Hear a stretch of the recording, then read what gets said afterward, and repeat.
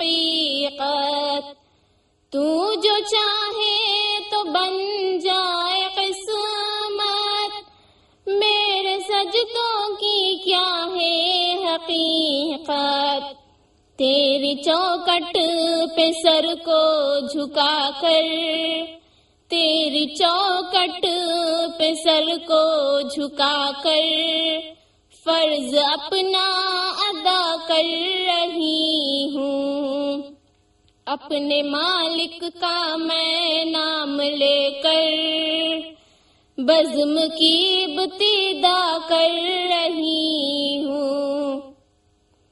میں نے دنیا کا دیکھا نظارہ، المدد کہہ کے میں نے پکارا، میں نے دنیا کا دیکھا نظارہ، المدد کہہ کے میں نے پکارا، مجھ کو اپنی پناہوں میں رکھنا، مجھ کو اپنی پناہوں میں رکھنا، بس یہی التجا کر رہی ہوں، اپنے مالک کا میں نام لے کر بزم کی ابتدا کر رہی ہوں۔ ناظرین، یہ حج کا موسم ہے۔ حج کے لیے حاجی اپنے گھروں کو چھوڑ کر اللہ کے گھر کے طرف روانہ ہوتے ہیں۔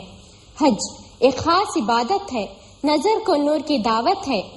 آئیے انہی جذبات سے معمور ایک نغمہ سنیں۔ سیدہ عطیہ بلگرامی اپنی سریلی آواز میں ایک نغمہ پیش کرنے آ رہی ہیں۔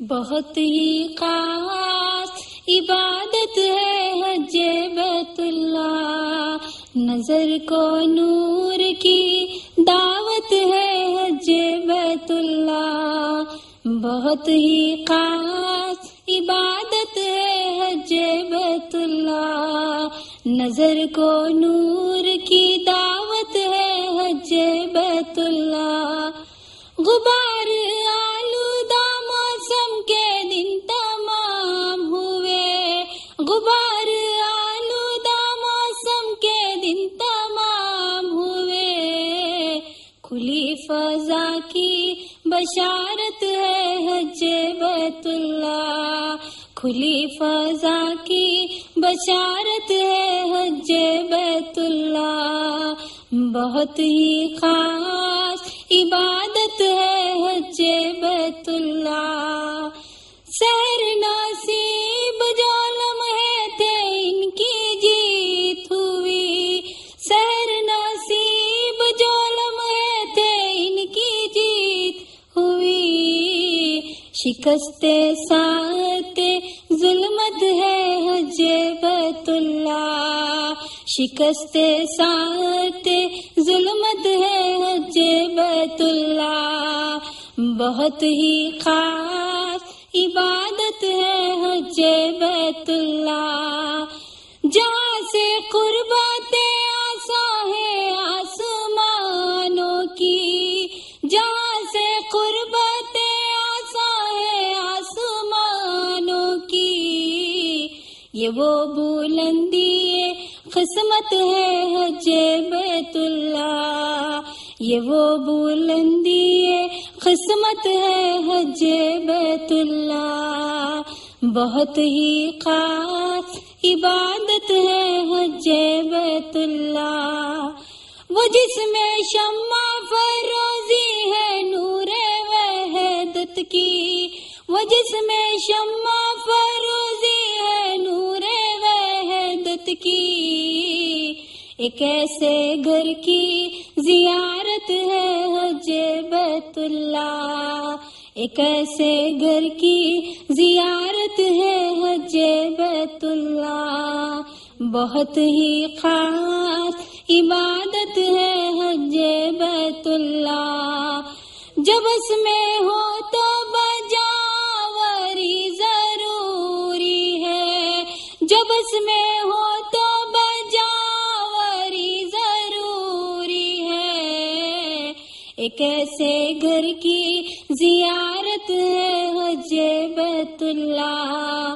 ایک ایسے گھر کی زیارت ہے بیت اللہ، بہت ہی خاص عبادت ہے حج بیت اللہ، وہ وجہ تابش و تطہیر روح ہے جامی، وہ وجہ تابش و تطہیر روح ہے جامی، وہ ایک ایسی عبادت ہے حج بیت اللہ، وہ ایک ایسی عبادت ہے حج بیت اللہ، بہت ہی خاص عبادت ہے حج بیت اللہ، نظر کو نور کی دعوت ہے حج بیت اللہ۔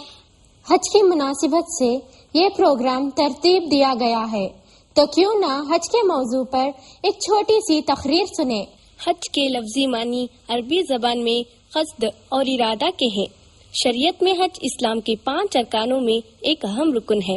حج زندگی میں صرف ایک مرتبہ ایسے مسلمان پر فرض ہے جو کعبۃ اللہ پہنچے، ارکان حج ادا کرنے کے بعد گھر واپس آنے کا خرچ رکھتا ہو۔ حج ایک عظیم الشان عبادت ہے جو جسمانی اور مالی عبادات کا مجموعہ ہے۔ یہی وجہ ہے کہ دیگر عبادتوں کی نسبت حج کو فوقیت و فضیلت حاصل ہے۔ حج کے دنوں میں مقدس مقامات پر نماز ادا کر کے بڑا اجر حاصل ہوتا ہے، مال کثیر خرچ کیا جاتا ہے، خاندان سے جدا ہو کر ہجرت کا ثواب بھی ملتا ہے۔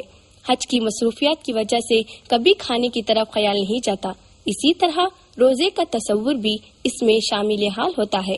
غرض تمام عبادات کا مجموعہ حج ہے۔ پیارے نبی صلی اللہ علیہ وسلم نے فرمایا، جس نے حج کیا اس نے کوئی گناہ کی بات نہ کی، وہ گناہوں سے اس طرح پاک و صاف ہو جاتا ہے گویا اس نے آج ہی جنم لیا۔ ایک حدیث میں پیارے نبی صلی اللہ علیہ وسلم نے فرمایا، حج کرنے سے پہلے کے سارے گناہ کو جڑ سے مٹا دیا جاتا ہے۔ حج در حقیقت ایک تربیتی عمل ہے جس میں حاجی کو گناہوں سے باز رہنے، اللہ کے حکم پر چلنے، توحید پر قائم رہنے، شرک اور بدعت کی گندگیوں سے بچنے کی ٹریننگ دی جاتی ہے۔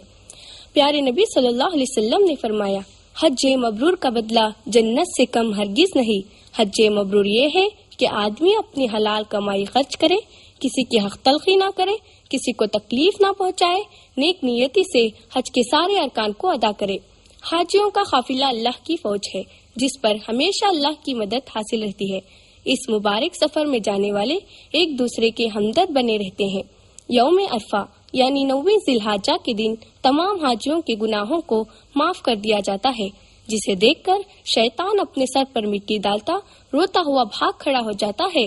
وہ صرف اس بات پر افسوس کرتا ہے کہ اس کی برسوں کی محنت خاک میں مل گئی اور لاکھوں لوگوں کی مغفرت ہو گئی۔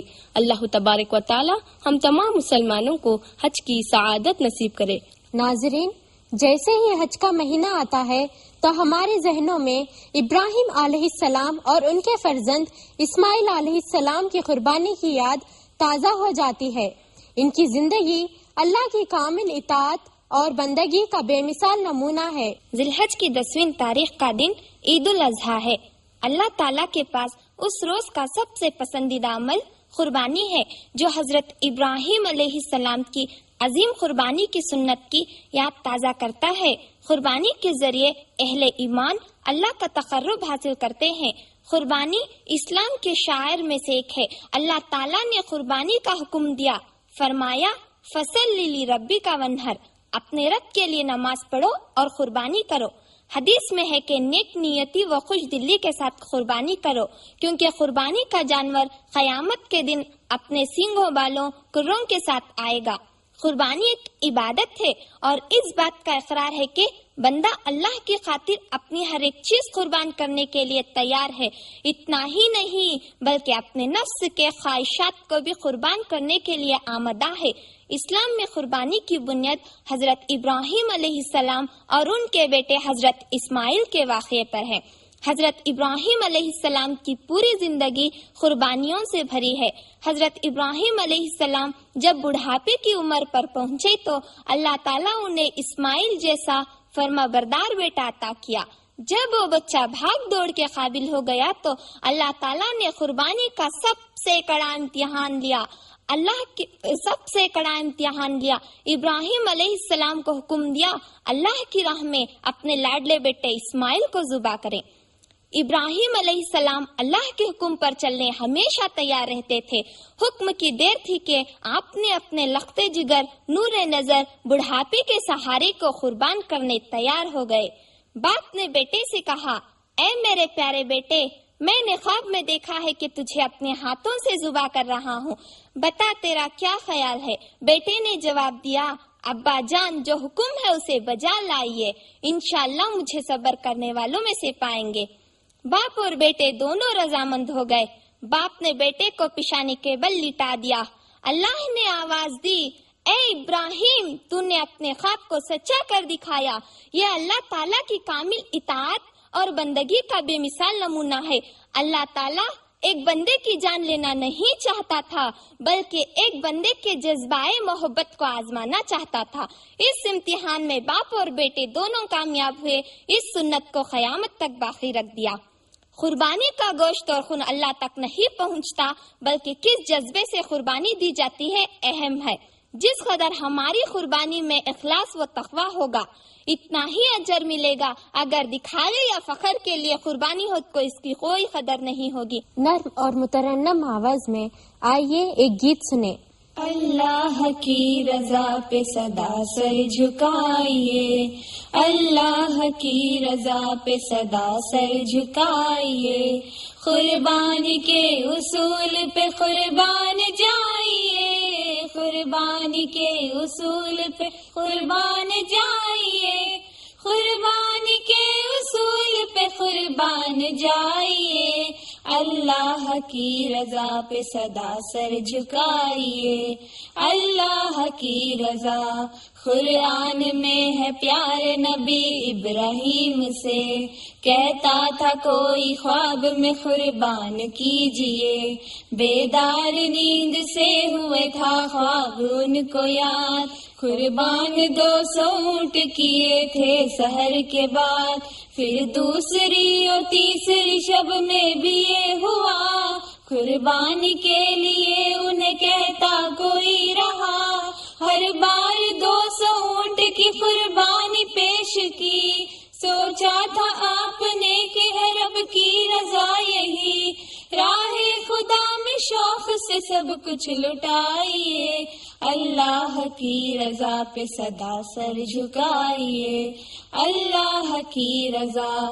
پھر چوتھی شب میں دیکھا مگر ایسا خواب تھا, وہ جس میں اسماعیل کی قربانی کو کہا, سچا ہے خواب آپ نے اس پر یقین کیا, یہ خواب اپنی زوجہ کو جا کر سنا دیا. پھر مولا ابراہیم سے یہ اسماعیل نے جو حکم آپ کو دیا رب جلیل نے, اے میرے بابا جان عمل اس پہ کیجئے, مرضی خدا کی ہے میری قربانی دیجئے, قربانی کے لیے مجھے جلدی لے جائیے, اللہ کی رضا پہ صدا سر جھکائیے, اللہ کی رضا. بیٹے کا چہرہ دیکھ کے مشکل نہ ہو کبھی, آنکھوں پہ ابراہیم نے یوں پٹی باندھ لی, پھر اپنے پیارے بیٹے کی قربانی پیش کی. دمبا لے آئے خلد سے جبریل اس گھڑی, بیٹا ہٹا کے دمبا وہاں پر لٹا دیا, قربانی کو قبول خدا نے مگر کیا, اس امتحان میں ہوئے دونوں ہی کامیاب, قربانی ابراہیم کی لائی ہے انقلاب, سچائیوں کے نور کو دل میں بسائیے, اللہ کی رضا پہ صدا سر جھکائیے, اللہ کی رضا. حج بیت اللہ عورت اور مرد دونوں پر فرض ہے. حج کی ادائیگی ایک فرض کی ادائیگی ہی نہیں, عزت اور توقیر بھی ملتی ہے. تم چلے دیکھنے پاک در حاجیوں, ہو مبارک یہ حج.